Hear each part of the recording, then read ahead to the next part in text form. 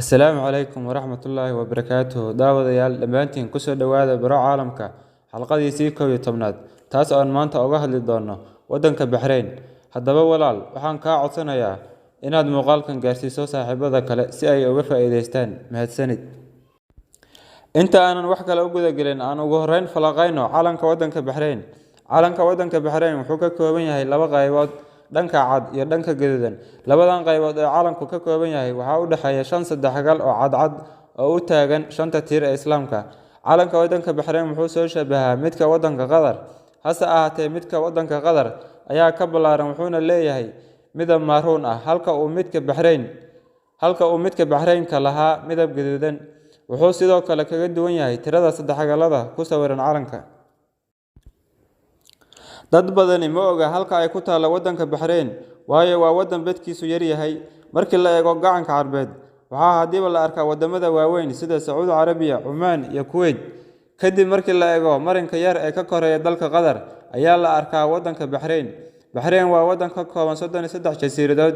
Hase ahaatee, wuxuu dalkani sameeyay dhul ballaarin uu kor ugu qaadayo tirada jasiiradaha ilaa ay ka gaareen 84 jasiiradood. Dhererka wadanka Bahrain waxaa kaliya lagu cabiraa 48 kiiloomitir, halka balaciisuna lagu cabiro 16 kiiloomitir oo kaliya. Jasiiradda ugu weyn waxaa lagu magacaabaa Jasiiradda Bahrain, halkaas oo ay ku taalo caasimadda wadankani oo la dhaho Manama. Wadanka wuxuu u qaybsan yahay 5 maamul goboleed iyo 12 dowladood oo hoose. Qaab dhismeedka dhulka wadanka Bahrain waa dhul siman oo qalalan oo lagu arag ama dhirtu aad ugu yarahay. Bahrain waxay ka mid tahay 18 dal ee adduunka ku yaala, kuwaas oo lagu arag wax webi ah ama wax lag ah. Roobkuna waa dhif naadir.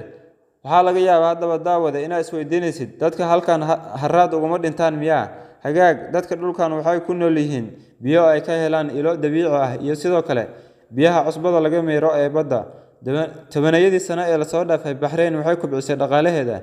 Bahrain dhaqaalaheeda kaliya kuma tirsana saliidda ay soo saarto, balse sidoo kale waxay kubcisay kaabayaasheeda kale ee dhaqaalaha sida bangiyada lacagaha, soo saarista qalabyada iyo dalxiiskaba. Dadka wadanka Bahrain waa wadan cajiib ah, waayo dadka soo galootiga ee ku nool dalkan ayaa waxay ka badan yihiin dadka asal ahaan ka soo jeeda wadanka Bahrain. Wadanka Bahrain waa dal boqortooyo ah, waxaana hadda talada haya boqor lagu magacaabo boqor Xamed bin Ciise Al Khalifa. Saaxiibada, Bahrain waxay xiriir fiican la leedahay wadamada ay dadkoodu ku nool yihiin dalka Bahrain sida Hindiya, Pakistan, Indonesia, Malaysia iyo dalka Philippines.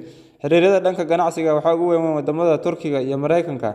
Dalka Bahrain waxay xurguf siyaasadeed kala dhaxeeyaan wadanka Iran. Iran ayaa hore ugu dhawaaqday inay rabto in Bahrain ay noqoto gobol Iran ka mid ah. Markii la eego saaxiibka ugu dhow ee Bahrain ay leedahay, wuxuu noqonayaa dalka Sacuudi Carabiya. Fadlan daawada, hadduu muuqaalkan soo gaaro share garee. Waxaa inoogu xigi doona oo aan ka hadli doonaa wadanka Bangladesh. Ku xirnow baro caalamka. Wasalaamu calaykum waraxmatullaahi wabarakaatuh.